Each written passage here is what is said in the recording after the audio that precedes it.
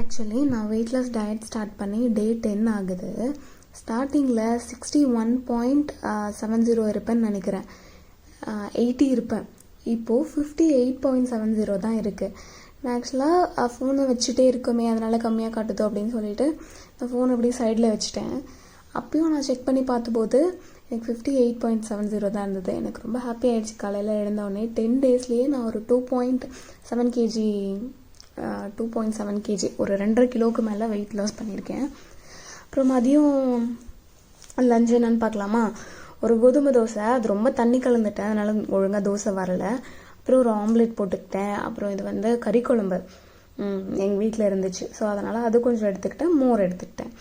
Evening பார்த்திங்கன்னா அதே தான் ஆக்சுவலாக சாப்பிட்டேன்.